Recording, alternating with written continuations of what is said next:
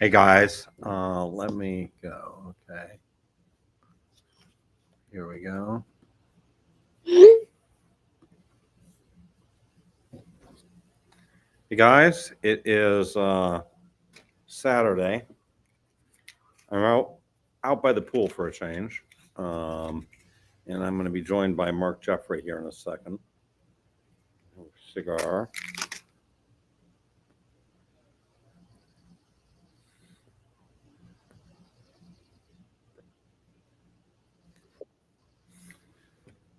Mark. Yo, what's up, bro? Hey, I thought it'd be a good day to talk about the markets and talk about where we are in the world. Are you doing a cigar? I've never seen you smoke a cigar. I very rarely do it, but I like them now and then. Yeah. I have a very addictive personality, so I really have to moderate it. Yeah. Because otherwise I'll be smoking 4 a day, you know? Yeah. No, I used to smoke cigars back in like the 90s and I guess into the 2000s. And then just, when I stopped drinking, I quit those. I just sort of quit a bunch of stuff at the same time. Me too. So, yeah. Exactly the same thing. Yeah. So not these days. I will like once a year, maybe, but that's kind of it. Like if I'm at an event where it's like there's cigars out and it's like, okay, we got like these great cigars for everyone that's at the event, then I'll have one maybe. But other than that, because now it hits me too much. Now I'm like, oh, like I feel terrible after I smoke, right? I mean, you're not 20 years old anymore. No. The rock and roll Mark Jeffrey is long dead, unfortunately. Long dead. Or fortunately. Actually, more like fortunately. Yeah. So what do you think? We're let's not focus on today's market or whatever, but like, where do you think we are in this kind of new Trump administration, completely new take on crypto, and kind of where we are versus not just this year, but like the entire, we've been in this space forever. And, you've been in this space even before me. You were a Bitcoin believer in 2013. You wrote books about it. 2 books about it that I know of. Yeah, one in 2013, one in 2015. So kind of early days. And so what go ahead. What's your perspective on kind of where we are now? Well, I mean, I think we're in the least risk environment that we've ever been in. I mean, when we, back in 2013, we didn't even know if Bitcoin was legal, right? Like there was legitimate fear. I kept thinking about the Liberty dollar, remember that thing Liberty that somebody Reserve. The Liberty Reserve, right? Like somebody started their own currency in like in Vermont or something, and it was like this libertarian coin, and that guy went to prison, right? Yeah, So like the question was, is this different than that, and how, and the surface it doesn't really look that much different, right? So I think there were all kinds of fears back then that people would go to prison just for touching it. And contrast that with now, where the president has announced a strategic Bitcoin reserve. The SEC has backed down pretty much off of everything. Incredibly friendly environment, yet the market hasn't priced it in, right? Like the market is weirdly bearish, even though we're in the probably the most ever by far in every dimension. Sorry, my wire is wiggling a little too much. Yeah, so we're in the most so I don't know how much of that you caught, but we're in the most bullish conditions we've ever been in from a regulatory and governmental perspective, and yet the market is weirdly sort of whatever about it, sort of bearish, right? And I don't think the opportunity that's in front of us has been priced in yet. There's all the DeFi things we wanted to do that we couldn't do because everyone was getting arrested. Let's back up, because I know we got a lot of some hardcore Solana DeFi guys listening, but most of them are kind of Bitcoiners, right? So how do you kind of see that non-Bitcoin world and the Bitcoin world stories either diverging or mixing together? Or how do you see those two stories coexisting? I mean, I think it's sort of a yin and yang thing, right? So I think Bitcoin is the gold, right? Like, and all this stuff is fairly obvious, but I think it's the best store of value. The proof of work backing it is never going to be beaten by anyone. That is a Right. massive moat, right? So that's incredibly valuable, and there's not going to be another asset like it. So it's a unique asset, but you can't really do anything with it. It's sort of, it's too dope. It's too non-programmable. You can't make all the cool things you can make on Solana. It doesn't have the speed. It doesn't have the stable coins.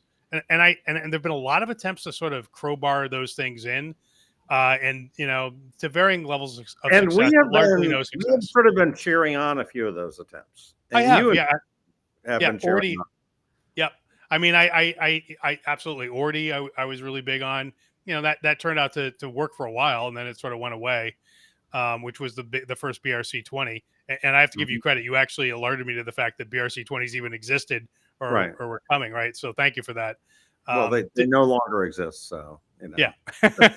So, but I mean, it was a good stab, right? And I Yeah. think, look, these things you're still chained to that 10-minute block, and there's just not, you can't do much with that, right? And No. you're also chained to the non-programmability. And everyone's talking about OpCat, but I'm not really sure it's a good idea to put it in there, because you might wreck what's good about Bitcoin, right? You might wreck the store of value story. And And I don't, you might change the fee structure on Bitcoin again. Back in the last halving, the fees were up, yeah, 400 sats per VB again, so yeah, because everyone was trading BRC20s. The BRC20 craze choked the Bitcoin chain, which is bad for Bitcoin. much like CryptoKitties choked Yeah. Ethereum back in 2017. Yes. Yeah. Bitcoin was like unusable for like 2 days at the height of the BRC20 craze, which that's bad, because that hurts all the people that look at Bitcoin as gold. That hurts the broader story of the United States, booting up a strategic Bitcoin reserve. We want those things. We want a Fort Knox that we can all go look at and see if our Bitcoin is in it.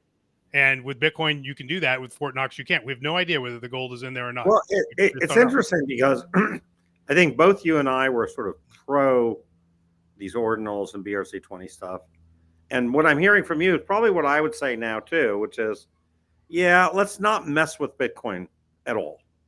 Yeah, that's where I ended up. Beyond like trying to make it quantum resistant, Yeah. But I'm sort of like, do the least you can to Bitcoin. We don't need really OpCat. We don't need drive chain. We don't need any of these kind of bips, right? Yep. Potentially other than quantum, because we don't I don't we need Quantum. we need to make Bitcoin quantum safe. That's it. Yeah, and actually, I'm with you. So the mission one, job one is do no harm, and do Right. not fuck up this incredibly valuable asset class that we have created, which is Right. becoming, more and more the worldwide's core store of value. And I think eventually it'll surpass gold. I honestly believe that's where it's going to go. Exactly. Yeah. So we want to make sure that mission, and that mission is very clear. The one thing that could fuck it up at this point, well, besides people trying to bolt things into it that shouldn't be there, is quantum. And I feel like there's not enough of a Manhattan Project like mentality about quantum upgrading Bitcoin. And I brought this up now a couple times more often recently. I had Lynn Alden on my show this past week. We talked about it. And she's actually, so she asked the question about a week ago, what she just asked it in an open form. What structural, what about Bitcoin do you fear the most? Like, what could threaten it? And she had already sort of in her mind, she commented somewhere else down to someone else's comment, increasingly I'm worried about quantum. So she's coming around now to being like, yeah, this is a problem. And I brought up your point of the fact that it will take at least a year to upgrade all of the wallet addresses, right? Because everybody's got to move their Bitcoin from their old wallets that are not quantum safe to a new new quantum safe Bitcoin wallet address. And even if there's no other transactions going on, because of the transaction speed limitations of Bitcoin, that will take a year to upgrade everyone. Because of the block size, too. Because of the block size, right. So, I mean, Bill Barhyde summed this up, who we both know. And Bill said, look, there's one simple solution. you have to go to 10x block size, and then it gets done 10 times as fast. Yeah, I agree with you. That actually makes a lot of sense. Look, I think that at some point, people are going to realize that, and they're going to be like, this block size war thing that we had a problem with. Yeah. Well, the Germans are attacking us now. you Yeah. know, this is not the Princeton Debate Society. We got to make this stuff quantum safe. We're making the block size bigger so we can transition over faster. Yeah, we have to do it, and we have to. And I think we need. I think we need like that startup kind of mentality and urgency behind upgrading Bitcoin to quantum, because we don't know. I'm with you that I think the advances in AI and quantum have been speeding up and are going to start to concatenate and become exponential the more they go on. So we don't know when a working quantum computer that can crack Bitcoin is going to appear. An AI could, wake up one day and be like, "Hey, I know how to do it. You just do it like this," and all of a sudden there's a quantum computer that works. Right? That could happen, and I think we're in actual danger of that. I think if we were, if we didn't have AI, I think we could reliably say it's 3 to 5 years away, maybe at the like the worst case, the soonest. But I don't think we're living in that world anymore. We're living in a world where anything can happen tomorrow. Well, let's talk a little bit about these fast blockchains, and I want to focus on two of them. Yeah. Which are Sonic and Yeah. Solana. Okay. So let's start with Solana. One of the things that I've just been posting about a lot recently is just, even without like massive changes to Solana, it's the same blockchain that it was a year ago, roughly, Yeah. The traction of this blockchain is off the charts. It's just completely off the charts. And I've done more digging, and it's, at this point, it's, 80 to 90% of all blockchain traffic is Solana. Yeah. Now, there's all these people listening, and they're calling me Freddie Shitcoins now.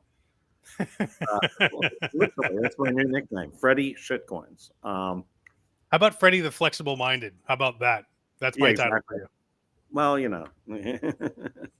but they're sort of saying, well, let's ignore all this usage of Solana because it's all stupid. What's your response? What's your response to it? Doesn't matter at all. It's all stupid, and we should just wait until Lightning takes over the world. It's not all stupid. I think. Solana is the fastest blockchain at the moment, and it's the clear winner at the moment. It's possible that in 2 years it might end up being the MySpace chain. We don't know, but right now, today, it's the main vein, and all kinds of things. Right. DeFi is possible on it. The meme coin. The kids want to trade the meme coins on it. Like, that's really clear, right? So that's where they're at. So it's got the foot traffic, it's got the speed. And I think, you ignore it at your peril. And there's all these other cool things that weren't possible because Gary Gensler of the SEC was attacking DeFi broadly. And that stopped. I mean, we all think done. That stopped 4 months ago. It's completely. This is not like we went for 7 years of being on the attack to only 4 months. Yeah. And, recently we had, Arthur Hayes from BitMEX acquitted, Hawktua girl acquitted. Right? Yep. And, my feed is full of people saying, no, she should be put in prison. Why? She put out a coin, it went up, it went down. What did you think was going to happen? That's called the market. And if these things if meme coins are collectibles, which is now the legal, determination with this administration and this SEC, then they're legal. And if they go down, that's nobody's fault other than the markets. So it might go up again. Back to your original point, I really don't think Satoshi, if he is alive, right? Yeah. I really don't think he would be on the side of we need the SEC to go investigate. No, he clearly was a libertarian like us, Yes. Clearly, right? Very clearly. And, he clearly, there was poker version put into the original version of Bitcoin. There was like poker code, Yeah. He actually partnered with the Liberty Reserve to get people to buy into as on-ramp to Bitcoin, Yeah. There's all kinds of, evidence. There's all kinds of evidence that he was a complete libertarian and like let the market decide. That's what Satoshi wanted, Yep. But now you've got these kind of fanatic, do-gooders, I would say, who are kind of reinterpreting Bitcoin as being some kind of like, we got to punish people who are not pure. Yeah, I think that's a religious thing, and I think it's an irrational position. I think it as not believing in Bitcoin, right? Believing in Bitcoin too much is irrational in the other direction. As sort of like, there is only one God, there's plenty of gods. Right. There's plenty, and each God has a function, right? And Bitcoin's function is pretty clear. And now, whatever chain wins, it's supporting DeFi and fast stablecoin transactions. Something like Tether on Tron has become a giant hit worldwide, right? Why? Because it's fast, and because stable coins, you can't, in a lot of regions of the world, people can't get bank accounts where they can store United States dollars. And those people gives them a way to do it. Those people are not particularly concerned about, the Gini. They don't want Bitcoin. They don't want Bitcoin. They don't want Bitcoin. They want US dollars. They want US dollars. And they actually also would prefer something like Tron, having it work in 2 seconds versus having it work in 2 minutes. Yes. It's a very significant fact for them. And that is a very, very, very, very, very large use case for crypto. Yeah. Mm-hmm. Yeah. I would also say, so the other thing that's kind of interesting is I've been watching, probably like you, DeFi Llama kind of nonstop for the last several, 4 or 5 years. Right. And Ethereum has maintained, at least 50% dominance of all TVL, which is sort of weird, right? Because Ethereum is kind of janked. It's slow. It's got low transaction speed, and along have come a lot of the speed chains, right? Like including Binance Chain, including Base, including Solana, that are sort of more or less 1 second transactions. They take place more or less instantly, and yet the TVL has not moved off of Ethereum, which is you would have thought like 90% of it would have moved, right? And as soon as the speed chains arose, and it didn't. So there is a weird sort of inertia keeping a lot of billions upon hundreds of billions of dollars in, well, more like 80 billion at this point. Well, actually, the Ethereum share of it's more like 50 billion, but the about half of it has remained on Ethereum, which is sort of strange, right? I'm not really sure, and I think part of it is, well, I do have a thesis. I mean, I think part of it is that because of Ethereum's proof of stake, the perception is that because the stakes are so large, the largest on Ethereum, it is the second most secure blockchain behind Bitcoin itself. So people feel, large dollar people feel better about having their stuff on Ethereum because it's theoretically more secure. So I think that's right. I think I think if you're transmitting millions of dollars, you really care much more about security than if you're transmitting thousands of dollars. Yes, for sure. I think if you're transmitting thousands of dollars, you just want the fastest thing that'll get you there. Yep. If it's millions of dollars, and if it's staked, and if it's if you're trying to get yield on it for a year or something, your trust level is lower.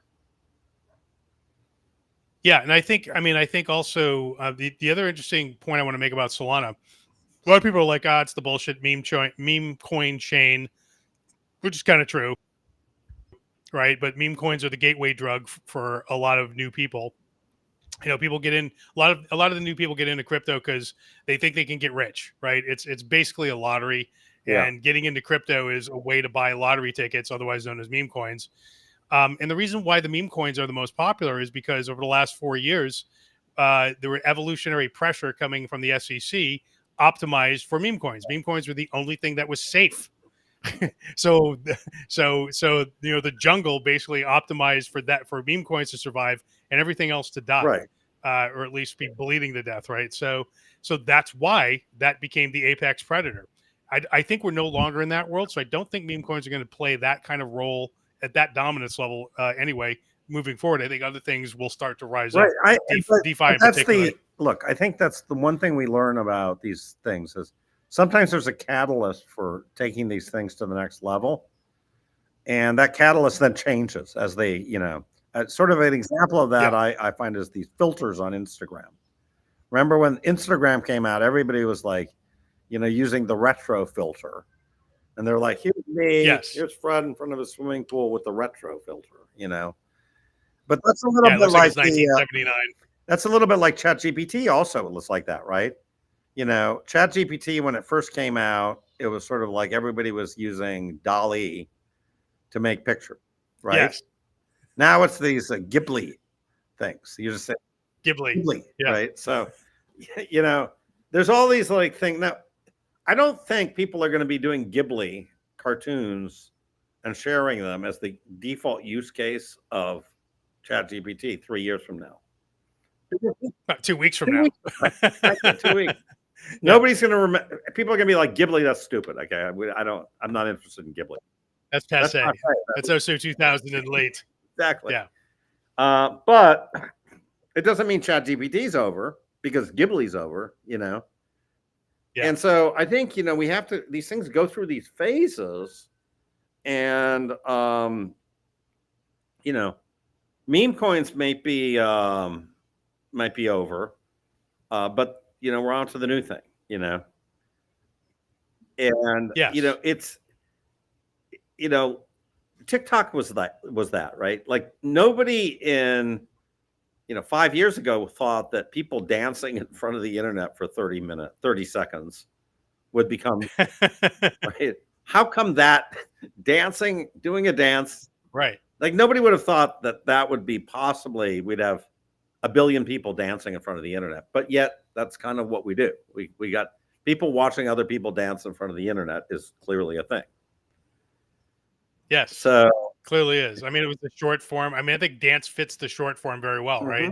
It fits the vertical form of the phone, like the sort of, that format. And it fits the short form and it fits the visuality, right? So I think again the medium sort of, created evolutionary pressure, which made dance rise to the top. Right. So yeah. So, I have a friend, I think you know him as well. Do you know Martin Warish? Yes. Remember Martin Warish? Yep. So he was doing sort of NFT things for a while, right? Very smart guy. Yeah. And he sent me this thing. He said, I'm looking to hire 15 people tomorrow. And I'm like, okay, you got a new gig? And he goes, yeah, I kind of gave up on the NFT thing and I've started joining this new app called Favorited. Have you ever heard of it? No. Yeah. Okay. Neither had I, right? It's one of these kind of things that's targeted at people like 20 years, 18 years or under, It's an app. Yeah. And somehow it's, one of these kind of YouTube-y type, consumer apps. And it's like 6 months old and now it's making, $2 million a month in profit, or something like that. Wow. Just like it just completely blew up, right? And they're hiring all kinds of people, right? My point is, I think Solana is going to be filled with stuff like that, and I think stuff like that is going to be is going to get its own coins, and it's going to use things like Solana or Sonic or Sui, or you know what I mean? Totally agree. So the Cambrian explosion. The Cambrian explosion has started. Trump shot the gun when he launched his meme coin and Melania meme coin. And he said, the race has started, guys, right? Yeah. And, I got all these Bitcoiners saying, these meme coins are going to die. And I'm like, I agree with you. It doesn't matter. But they're going to be replaced with 10 other ones. It's like shooting in the kind of those video games, you shoot down one Terminator and 10 Terminators appear. So yes, there's no stopping kind of this Cambrian explosion. No, there was no stopping, and I think I don't think we know what it is. Like, I mean, I think remember, when we first got, when Ethereum first, when the PC, when the home computer first launched in the 70s, we didn't know what it was good for. Remember all the ads? They were like, "Oh, mom could keep her recipes on the computer." Like the people who made the computers didn't even know what the fuck they were for, but they did sense in their gut there was something massive here. about having a home computer, and it turned out VisiCalc and word processors and things like that were the real, impetus. Same thing was true with Ethereum. We heard there was a world computer. We heard there was a programmable money. Why is that? Does that matter? Well, initially it mattered for ICOs. Right. People could fund their companies basically by releasing coins and selling them, right? And then the SEC cracked down on that. And then the second wave was decentralized finance, lending, decentralized exchanges. Right. That was the point of programmable money, right? And I think now we're in this sort of third wave where we have the speed and the transaction volume that can make new applications possible that weren't possible before. You could conceivably, this is kind of a dumb idea, but just as an example, you could rewrite Twitter where every single tweet is a transaction on the blockchain and it's unstoppable and censorable. But you could do it, right, with a large number of transactions per second. And so I think there's a million, ideas like that. We're going to see things will arise that we can't predict. Right. And a lot of these ideas that were sort of bad ideas back in the day actually will work now, or soon. And I give you an example is microtransactions, right? We're talking with Asteroid about this, and he's like, well, I hate going to those news sites and, it's like subscribe to the New York Times or subscribe to CNN to see this. Now, even I just, I'm like, okay, I'm going to check this CNN stuff, but I don't really want to subscribe and pay CNN $20 a year. I'm just sort of some intrinsic cheapness I have that I just don't want to do it, Yeah, but if I could click and send a penny to read this article, I would totally do it. If it was literally one click, right? Yep. If you could get it down to one click and that's it. CNN, connect your Solana wallet. Great. Read this article, click. Okay, great. I paid a penny. Yep. I would do it. Or it just happens in the background. What? Yeah. Yeah. Or it just happens in the background once you set it up. It's like auto pay whenever you click on a link. Yeah, exactly. It's just sort of like deposit $2 into this CNN vault with Solana. Great. And then now it's a penny per article. Yeah, no problem. I'll do it. You know what I mean? You're right. I would do the same thing. I feel the same way. Yeah. So my point is there's all these, but I would not deposit $20 using my Visa credit card. I'm probably not going to do that. I don't want my Visa card. First of all, I don't trust them. They're going to kind of rebill me somehow. There's going to be some clause there. Yeah. That's true. I don't trust them. I don't trust them. And you're right. It feels like a Visa card feels heavier, right? It doesn't feel lightweight and breezy. It feels like, oh, you're going to have my credit card number. I don't like that. You're going to have my address. Fuck you. Yeah. It feels bad. I agree. So kind of my general take is, look, all this stuff, there are really sort of two things. And Bitcoiners keep on getting focused on Bitcoin's the only true store of value. And that it may be the ultimate store of value. That may be the case. But as far as transactions, right, there's going to be all this other transactional economy that I think is going to be exploding, right? That's my thesis right now. I think the transactional economy is going to be exploding. And I think that right now you've got 5 million, let's say somewhere between 5 and 10 million people a day that are using crypto to do things, right? To transact. I think that number is going to go from, let's say, 10 million a day to 1 billion a day 5 years from now. So I think it's going to 100x. Okay. And I think the activities, which are trading meme coins and trading tokens, right, to all kinds of other things involving buying tickets to Taylor Swift, getting access to the website, reading news articles, buying NFTs. Yeah, there's going to be so much stuff you're going to be able to do, especially now in the metaverse is going to happen eventually, right? Everything. Oh God, please don't do that to me again. But go ahead. It's going to happen. They're going to get Apple Vision Pro, right? Somebody will crack it. Apple will crack it. Yep. 5 years from now, Apple will crack it. It's just the version that we got that we love. It just, wasn't there, right? Yeah. But it's going to get there, right? And that means that we are going to have this digital economy, right? This digital economy is going to be, this is where all the growth is going to be, is this digital economy. Yeah, you're right. So something like, you're absolutely right that back when I was doing the Palace in the 90s, the primary use of the Palace was everyone making digital objects for each other, but they had no way to charge one another, right? So that was avatars, that was Palace rooms, whole Palace servers, scripts that did things like people being able to throw lightning bolts at each other, Yeah. or making it rain, or making a party hat Right. appear on everyone's head, like these kind of spells kind of thing. And people making those little things and selling them, or charging for each usage. I agree with you. That is where things are headed. Right. But on a big scale. And I think a Yeah. lot of people are going to make a lot of money doing it. You know, that they're going to make their living on the digital world, right? Yep. You know, Yes. and they're going to make their living, and machines are going to make their living. And let's talk a little bit about these subnets and Tau. Yeah, sure. So give us, We'll talk about Tau. One of my favorite topics. okay.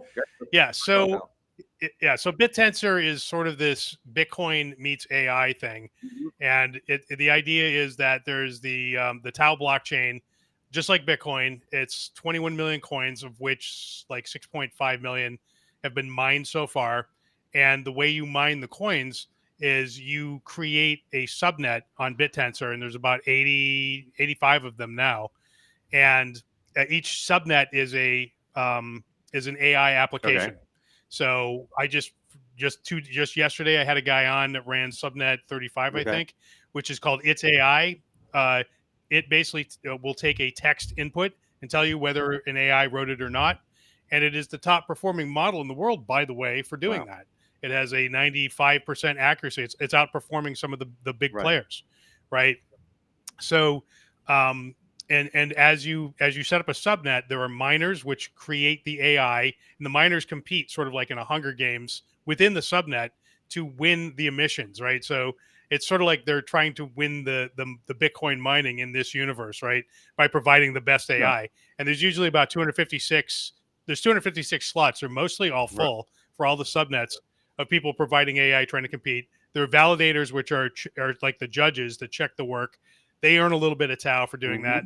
And now what has opened up in the Bittensor universe is a big change.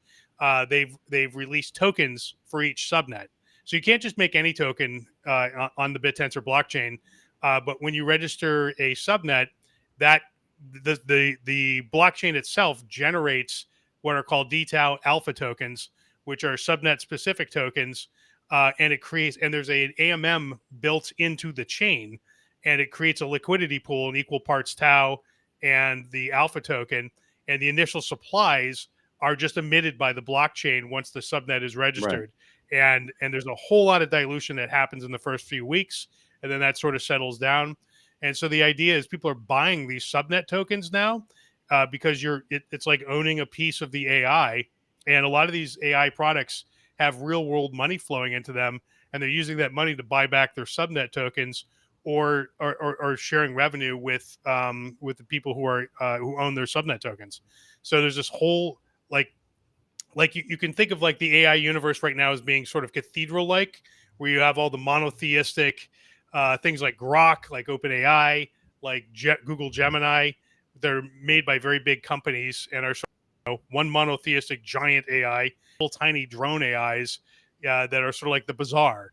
And ultimately, where this will go on Bittensor is each one of these vertical agents, they'll all be very composable, like DeFi, and they're already starting to work with one another and use one another. And eventually, they'll pay each other in subnet tokens and Tau for their services. So this world is very embryonic and very. I think my personal belief is that Tau will be the third great coin alongside Bitcoin and Ethereum or Solana, whichever one wins, right? Or Sonic, whatever. There'll be another sort of transaction chain, and then there'll be the AI chain. And I think Tau has a pretty good shot at being it. So, I think I think one of the things that there's AI is going to impact in two ways crypto, right? One is what this Tau is doing, which is rewarding new projects and providing investors access to these new projects as an investment level, right? Yeah. The other thing is AI is going to be something you spend your money on, right? And I am increasingly spending some serious money on AI, right? Mm-hmm. I think I spend maybe $1,000 a month now on all my different Really? AIs. Oh, you're doing programming though, right? Like you've been messing Yeah, around with yeah. it. Yeah. So, but it's, look, my Chat GPT Pro 4 thing costs $250 a month. My Claude stuff, I'm buying, it's sort of like this. It's like you're buying credits. It's sort of like, do you want more brain or not? And the answer is, yeah, you want more brain, Yeah. The price of more neurons is, there really isn't a price. You really want more. If you could be 1,000 times smarter, and that would cost you 100 grand, you would spend 100 grand to get 1,000 times smarter, right? Yeah. It's Of like course. that movie Limitless, right? That series, right? Yeah. If you had the pill that made you brilliant, that pill becomes very, very valuable, right? Yep. Yeah, it really does. And Yeah. I feel like there's really going to be, we're going to be spending a lot of our money on AI, right? Yeah. And so I think that AI is going to be a main component of these digital services, right? So you may be spending your money on, TikTok coins, like tipping TikTokers, or you may be spending your money buying AI credits on Supergrok. You know what I mean? Yes. And I also really like your thesis on sort of the drones, right? Because when this thing first came out and we talked about it, my biggest worry was, how can these guys compete with the cathedrals, right? The Groks, the Chat GPTs. Surely, this is going to That's what I thought be too. the biggest data center wins, right? Yep. But And it really doesn't look like that way right now. It nope. really doesn't feel that way, right? DeepSeek It threw really that feels like out the window. there's going to be like very specialized AI for very specialized things, Yep. For transcribing classical music, there's going to be a specific AI that you want, Yes. And all serious classical I know you compose music, and so it's like all serious composers are going to be using this AI version of GarageBand or whatever it is, Yep. And you're going to be paying credits for that thing, right? Yes.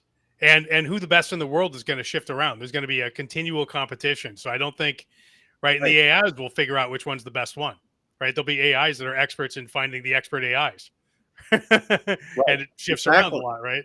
Because the competition will. This is not just sort of conversation. This is going to be, these are going to be what the nodes are going to be look like in this kind of new world that we're living in, right? You're going to have all these AIs, and you're going to need to pay these AIs, and the AIs are going to need to pay other AIs, right? Correct. And what is the only form of money that an AI can actually directly operate? Crypto. An AI can set up its own wallet. An AI and can't so go those set up a bank account. right? Those AIs, what do they need? They need something that's very fast finality. Yep. Very fast and very relatively cheap, right? They're not going to pay more than a penny or two, right, to transact. Yes, that's exactly right. It'll be all microtransactions. Yeah, it might be even quite a bit less than a penny. Right. So let's just say fractions of a penny transaction costs and fractions of a second, or a second, right? Yes. And that's what it was. I can think of 10 blockchains that fit that bill, right? I mean, it could be, I don't think it's going to be BNB chain, but it might be, right? Yep. It's Solana, Sui, Aptos, Sonic, HBAR, maybe, right? Maybe, who knows? Maybe, yep. Maybe, Avalanche, maybe, Near, maybe, right? Yep. But there's a bunch of them, and there'll be new ones, right? Yeah. Yeah, no, I think I mean the other one I But think I don't about. see Bitcoin. I don't see Bitcoin falling into that category. No, they're not the AIs will not pay each other in Bitcoin. It's too slow. It's too And slow to. and I don't think they're going to do it in Lightning because it's not programmable enough. Correct. I agree with you. Well, also, I mean, I think just the foot traffic isn't there. Where the Yeah. people are not on Lightning, and the thing is, like when you use Lightning, I'm glad you brought that up. So Lynn Alden again, sort of bullied me into using Lightning for the first time in a while this past week because I was kind of ripping on it, and Lynn's like, "Hey, Mark, you shouldn't be ripping on it. It's better than you think. Here, I'll send you some Lightning." And I kept saying no, and the third time I finally went, "Okay, Lynn really wants to send me some Sats. All right, fine. Let's play." So I did, and it was a better experience than I remembered. That said, I went through this thing where I was like, okay, this is Bitcoin. How did So she send it to you, by the way? I'm curious about the details. I What don't know wallet? what. So I don't know because it's like she had made a point of saying, "Do you know what wallet I use?" I was like, "No, I no idea. I can't find out. There's no block explorer, so I can't like go How did she see." send it to you? What did you have? So I had Strike and I had Okay. loaded Strike previously. That's how I did it last time. I was trying to remember how I did it, right? Because I was like, okay, this is a Bitcoin thing. So can I just use a Bitcoin address? That's where my Mm, brain goes, right? That's where everybody's brain goes. yeah. And it's sort of weird. And you're like, oh wait, why do I need like another wallet and another address? I thought this was Bitcoin Lightning. Isn't it on Bitcoin? Right. So you have this whole sort of weird learning curve. And then when you set up your and Strike is really the only way I could figure out how to do it. I don't think there wasn't another way that looked easy to me anyway. So Mhm. it's kind of weird and quirky, and it does work better than I thought, but it doesn't matter because Doesn't work nobody's using good it. enough. It's It not doesn't. good enough. It doesn't work for large amounts, like over 6,000 or so. Like it just sort of doesn't work. Look, I think Lynn. Look. A lot of people are good at one thing. Lynn is great as an economic historian, as an economic flows, the workings of the Federal Reserve. All that stuff. I think is brilliant, right? And I Yeah, really enjoyed her book. loved You it. know, Loved it. the book is great, but I don't think she understands the technical side of Lightning, these other kind of things like Fediment that she's pushing, Yeah, Noster. To me, I don't think she's enough of a technologist that she I think really it's more of being a product person. exactly. She's not a product person.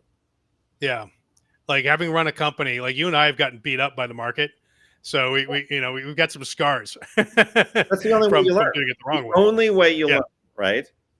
Yep. Yes.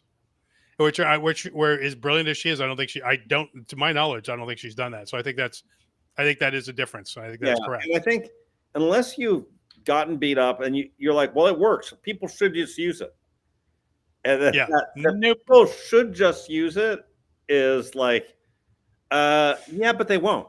They won't actually. And all Yeah. these Bitcoiners are like, no, it really works, Fred.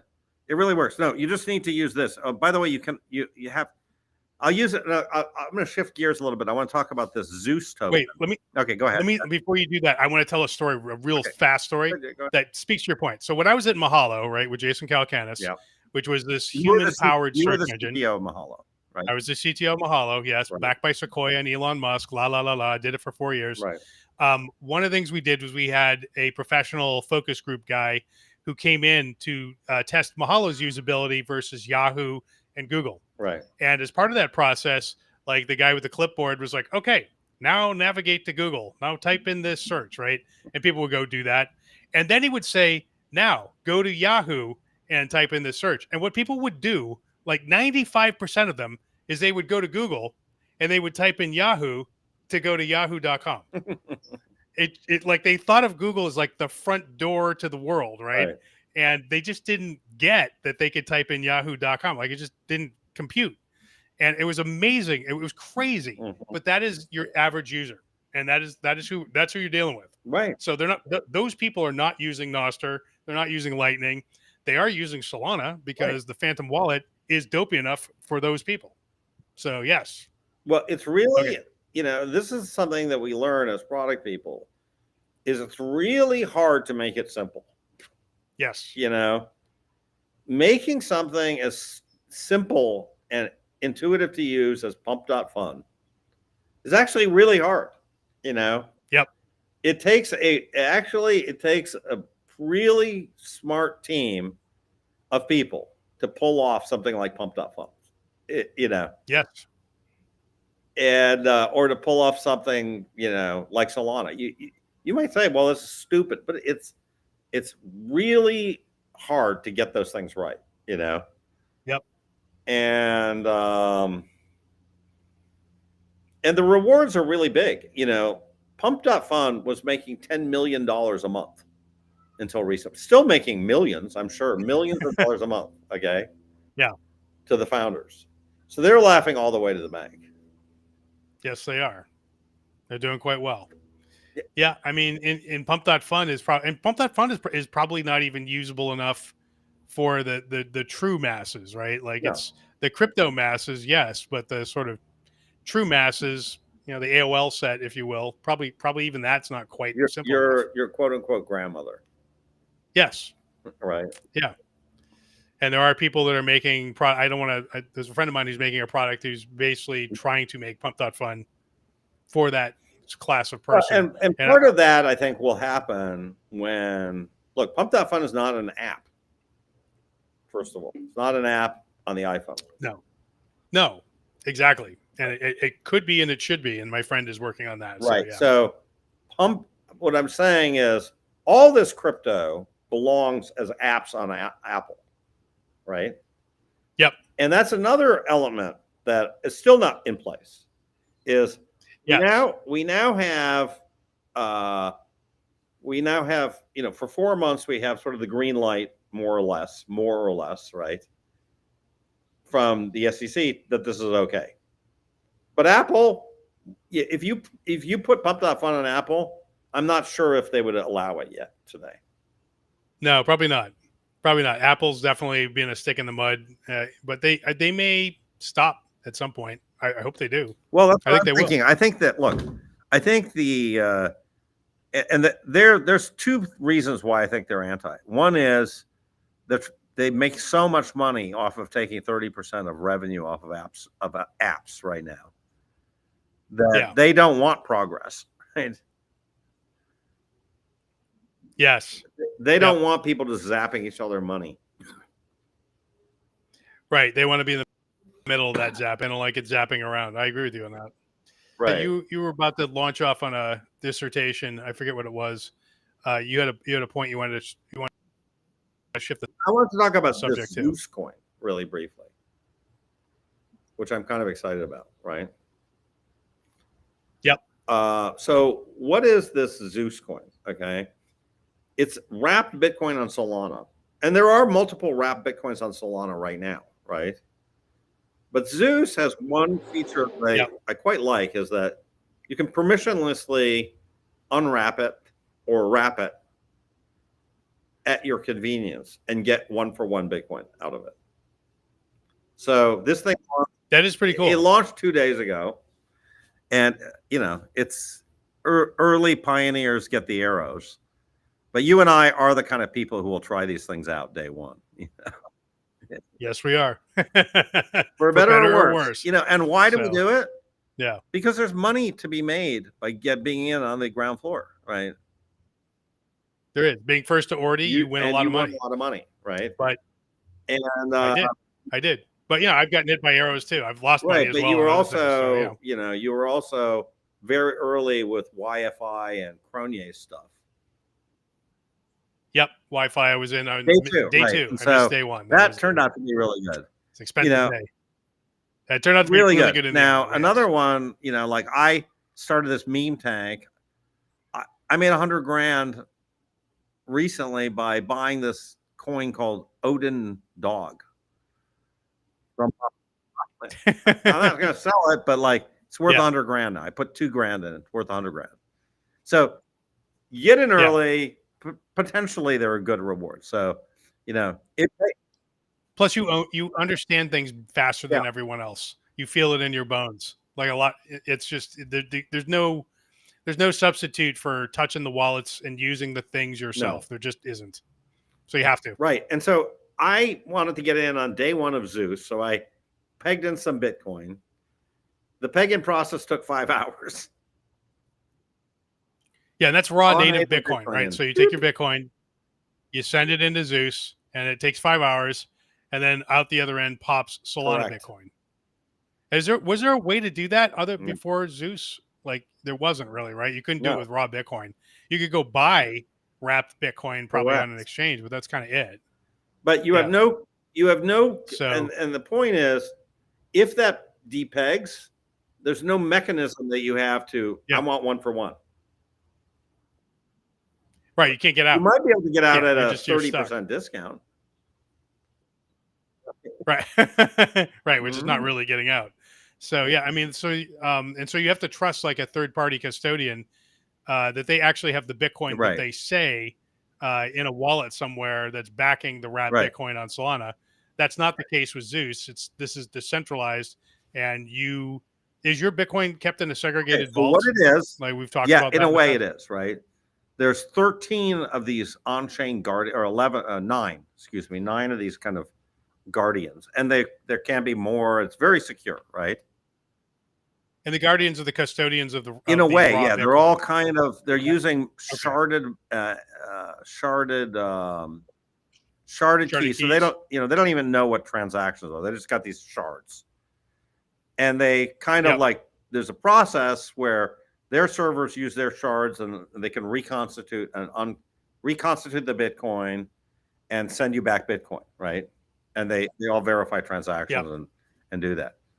So it's a great system, you know. Uh, Ben Sigmund Libre, helping out there too, is very similar system for lending that's being built. But this idea of a Yes. sharded set of custodians that have shards, right, that can hold Bitcoin Yep. effectively on chain, right? Effectively, it's sort of the chain is responsible for holding the Bitcoin via these custodians, right? But it's Yep. not like these 3 guys are there and they get in a room and they do a multi-sig. That is not the same. You know what I mean? So it Yes. is different than BitGo custodying, WBTC, or Justin Sun, as it is, right? He's one of Right. the custodians, right? Of W. So the fact that these things can now be pulled back at your command, even if it does take 5 hours, they say they're going to get it down to an hour, right? I think that's a really big deal. And I did that. I put in about $1,000 in just as a test. I'll put in more. I plan over the weekend and putting a Bitcoin in, right? Mm-hmm. 1 Bitcoin into Zeus. And why would I put a Bitcoin into Zeus? What's the point of having ZBTC? Well, the point is you can pair it with Solana and you can earn 0.3% per day. Wow. So what is that? So for a year, that's like 100. That's like 120% a year. Correct. Something like that, right? Yeah. Right. Now, is that going to persist? No. No, But but yeah, they for a little want while. TVL, right? Yeah. So they're willing to pay a very, very high rate of interest to get TVL. Yep. And this reminds me a lot of your early experiments with some of these DeFi things. Remember that? Oh yes. Yep. And it's, again, like, it's pretty, like, I can take 1 Bitcoin. I think I can make 1.3 Bitcoin with 1 Bitcoin in 90 days. Well, that's pretty good. Yeah. I mean, are there risks? Yeah, there are risks. Do I want to take 1 Bitcoin and make 1.3 Bitcoin in 90 days? Yes, I do. Yeah. And this is the sort of thing you can't do this with just Bitcoin alone. Mm-mm. Like this is a great example of something this could not exist in the Bitcoin universe. Right. Sorry, So can't happen. So yeah. yeah. So anyways, Wow. that's my experience with Zeus. To be continued, but I think it's a game changer. I think I think we've touched on a lot of things that I'm very bullish on, that you're bullish on. So, I think I'm very bullish on fast blockchains. I don't know Sonic enough. Why don't you tell us a little bit about Sonic before we kind of call it a day? Yeah. But I want to make give me one quick Sonic bit. Yeah, I'm gonna do one thing first, and I'll go to Sonic. So you know that I'm an investor in some of these robot companies, the humanoid robot Yeah, companies, yeah, yeah. and I think that we talked about AIs paying each other on these fast blockchains. I think the robots will too. I think as the robots encounter each other in meat space or steel space, if you will, they will transact. They'll communicate with one another, and they'll micropay one another for assistance. Lifting this wheelbarrow or whatever, right? Like I think that will happen, and I think they will use crypto as well. And I think Right. if we're going to be living in a world where there's 10, 20 billion, humanoid robots walking around all using crypto, that's going to be another giant use case for crypto as well. So anyway, so Sonic. So Sonic is the reinvented Phantom, if you remember the Phantom chain. So Phantom was a very fast EVM chain over the last 5, 6, 7 years, something like that. Um, but they embarked on a 2 to 3 year program to completely reinvent what a Ethereum virtual machine based blockchain could look like to optimize the shit out of it for Right. Solana like speed. And they did Right. this primarily by completely rewriting from scratch the Ethereum virtual machine with all kinds Right. of new optimizations built in. They wrote it from scratch; it's their own. Yeah. They did some other things, but that is sort of the centerpiece of it. And they again, it took them 2 to 3 years to do this, and they released it about 60 days ago. And they're up to 20 to 30,000 transactions per second with 1 second finality. Okay. So that means the block settles within a second for sure. Yeah. No gozy backsies. It's done, right? And they actually just released something where under certain conditions, they apparently Sonic can do 1 million transactions per second. So it's sort of and I don't understand exactly what's behind that, but they do say that there is a path, and even right now, conditions. Solana also claims with this fire dancer thing. I don't even Yes. exactly know what it is. But that's also, look, we are headed to a world of 1 million transactions a second. Yep. That's happening, guys. It's happening within 300 days, probably. You know what I mean? Maybe 600 days, but zoom out, zoom out. We're headed into super high frequency crypto trading. That is happening. And so Sonic is now just attacking the shit out of the world. They've already got 1 billion in TVL. They've surpassed Polygon. They've surpassed Optimism. So they're sort of zooming up the charts. They're like at number 12 right now in terms of TVL, but it's growing super fast. But it's not a Bitcoin layer. I mean, an ETH layer 2, though. It's not. It's a layer 1. It's a layer 1. It's its own layer 1. They've built like some special bridges to Ethereum. They've basically built an ecosystem of things and bridges that are like USDC has got, is natively issued on their chain. So they're doing some really good things. And I believe they're relocating their headquarters to New York. So they're, and I have to talk to them about Dubai, huh? They were in Dubai. In fact, I think they're in Dubai right now, and they're in the process of moving everything to New York. So I'm very bullish on America. Yes. Versus Dubai. Yes. I mean, now, before, no, but now, yes. But with the Trump win, absolutely. Listen, I think I see absolutely no point at all to move to Dubai. To me, people moving to Dubai and setting up companies and doing these junkets, like come to Dubai for to present your tech innovation idea. No. How about come to New York to do? How about come to Los Angeles? That's the world we're living in now. But I mean, look, if Kamal had won and we were still living under Gary Gensler and that whole world, Dubai would have been that was where you wanted to be. Right. I think right now this is a big opportunity for the US, because I think that if we have a world with 1 million transactions a second in crypto, and we have all this super high frequency crypto, and we have really easy bridges between fast blockchains and Bitcoin, and we have AI and great bridges to AI projects through Tau and other, this is going to be amazingly good for the U.S. economy.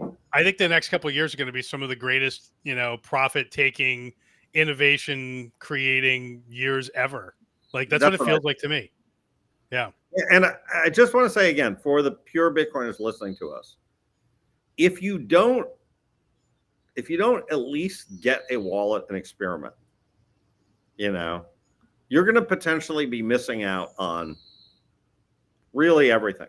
You may still make tons of money, right? Yeah, you Bitcoin will still do well no matter what. I'm not worried about it. Bitcoin's going to do well, like that. You're going to do fine. I'm not saying, hey, you're going to lose, but you're going to be missing out on the narrative, which is, Facebook's going to happen under your eyes, right? And you're going to be sitting there going, social media is never going to work. Yep. And I feel like that's it. Anyways, Mark, I got to hop, but it was great talking to you, guys. I will talk to you later, and enjoy your Saturday wherever you are. May not be as nice as Southern California, but it's sunny in Dubai, I'm told right now. So even if you're listening in from Dubai, I don't mean to trash too much on Dubai. It's a very clean, safe place, but there are other places. And go America, go high-speed crypto, and go AI. Talk to you guys.